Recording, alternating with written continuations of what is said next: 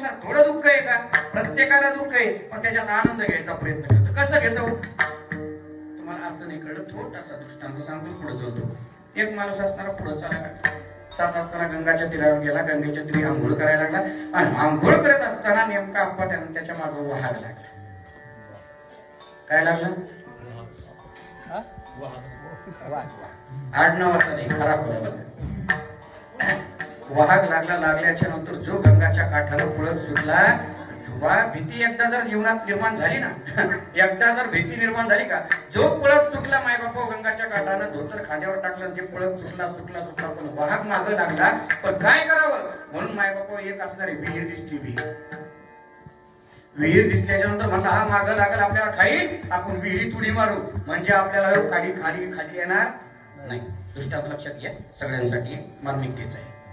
खाली उडी मारावी म्हणून त्याने त्या विहिरीत उडी मारणार. तितक्या वडाच्या असणाऱ्या पारंब्या त्याला लटकलेल्या होत्या. त्या पारंब्याला त्याला धरल्या बरोबर असणारा उडी मारणार, तितक्यात पारंब्या धरल्या आणि खाली उडी मारणार. तितक्यात खाली त्याला विहीर कोरडी फट दिसली, पण त्या विहिरीत असणारा नागोबा. अरे तो म्हणला माग पाहावं तो वाघोबा, खाली पाहावं तर नागोबा. आता करावं काय? नेमकं त्यांनी ती पारंबी धरली आणि पारंबीचा झोका बसला. झोका बसला तसा असणारा मवळाच्या माश्याला झोका बसला. आता करायचं काय? जसा असणारा ठोका बसला तसा जशा माश्या पडल्या तशा त्याच्या अंगावर. वर पाहत वाघोबा, खाली पाहत नागोबा आणि साऱ्या अंगाला माश्यांचा चावा.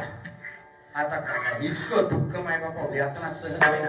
पण सहन होत असताना जसा ठोका मवळाला बसला तसा असणारा त्याचा कांदा फुटला आणि त्याचा टपकन एक थेंबाच्या नाकावर पडला. कुठं पडला?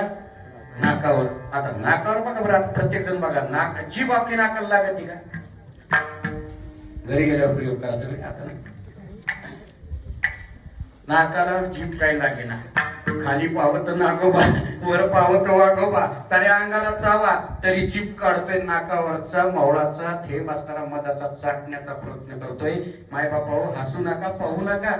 आपली अवस्था तिचे सर्व दुःख आहे, पण एका थेंबाचं सुख आपण संसारात. विठ्ठल विठ्ठल